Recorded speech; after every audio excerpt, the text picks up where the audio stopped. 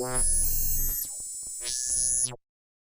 name is Kurt Williamson. I'm a director and a co-owner of a production company called Holland West Productions. A director usually takes the script and puts it to picture, makes a picture out of it. And a director directs the actors, directs the cameras, the vision, supplies the whole vision for movement and all emotions that come through that lens. So they put the words to life. One thing I learned about directing that I didn't know before is like you have to be so many different people. You got to be the person that's looking at the picture, making sure it looks good. You got to be kind of like a script supervisor. You got to know that script in and out so you can know what that person is saying, if their inflection is right, if their emotion is right. And you got to know the actor. You got to know to what limits they can go. And you got to be sort of like a psychologist to like make sure your point and your vision gets across through them. You got to know about everything that goes into that shot, everything that's heard, everything that's emoted, expressions, all of that. Something a director always has to be aware of is their surroundings and the surroundings that are going to be in that picture, and always be looking for more. When I'm standing in, say, a basement or something like that, maybe there's a corner that has like more of a dramatic look to it because there's like one light bulb down there or something in this corner. Use all those spaces. So when you're looking around, like if you just walking the street, walking down the block, you see a cool alleyway, note that. If you see the sunlight is coming from the east and it's starting to set, and like note that. Always be aware of everything. Look up, look down, always look up. A lot of people forget to look up because there's so many things, going on with the sky, so many things that depending on where you live, your skyscrapers, your buildings, everything can be a character in your shot, in your film.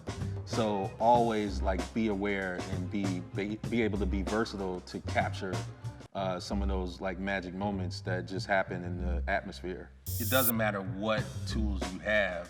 I think pretty much everybody has a phone that has a camera on it these days, so you can start right there. Or you have someone's laptop or iPad or anything like that. Get some accessories for it. There's accessories that don't cost that much. They're in Amazon, they're at your local camera store or anywhere, Walmart, doesn't matter. Just get a stabilizer or a tripod. Start with a little tripod that you can put on the desk or on the table.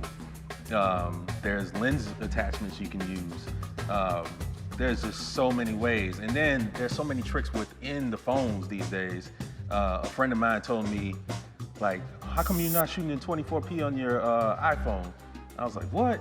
Learned how to do that, and then had a whole different look from my iPhone. Looked like I was like uploading DSLR or a better camera like quality to an iPhone. So those tricks are there and they're available. So just dive in, look at YouTube, look at your manuals, go through, there's so many ways you can trick out a camera. Microphones,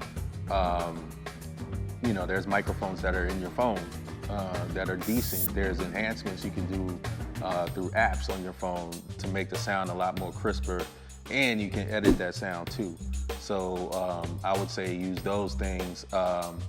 Your light in your house, halogen light and lamps, lamps in your house, anything like that are really good things to use for sound and picture too. So if you want to film from your home and you only have a phone, what I usually do, shoot it horizontally, shoot it landscape mode. Make sure you have room in your composition. Shoot where there's enough room on both sides of your subject. And so you give them extra room because you can always push in. And most of these phones these days are like 4Ks. Samsung's got 8K or something like that. Make sure you have light in front. Make sure you have a little light in the back if you have the luxury of having that.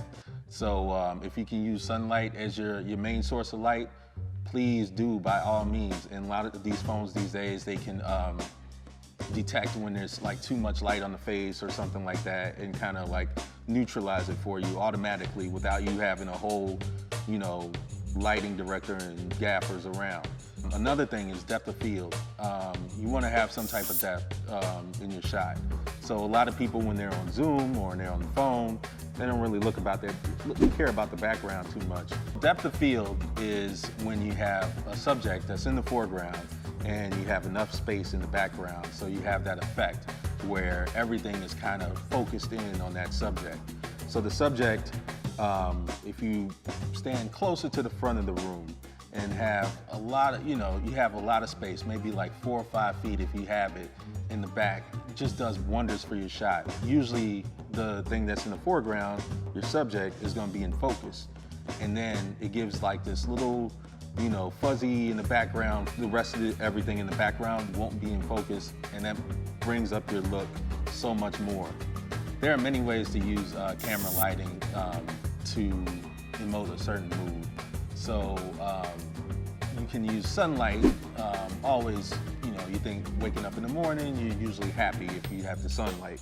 If you want to emote a dark mood, maybe you have like just one light on. Maybe that's that one lamp near your bedroom, and you just turn that one single source of light on, and you can place that in places that can make contour for your face. You can have like one side of your face, lit, and then the other side, just kind of falls off into the darkness.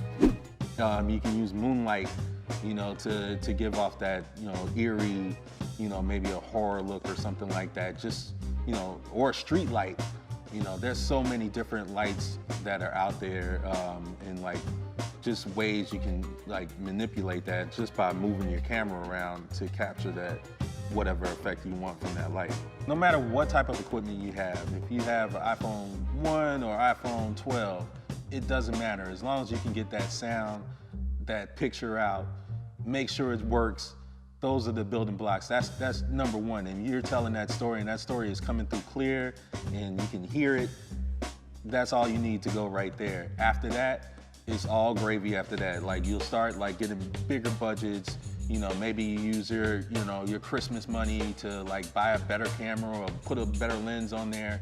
But all of those are the building blocks, so you will be able to use all of these, different pieces of equipment and different gifts that you may get to just further your gift and make your voice heard through a bigger vessel. So just start there, and we just can't wait to see your films because I know they're going to be amazing.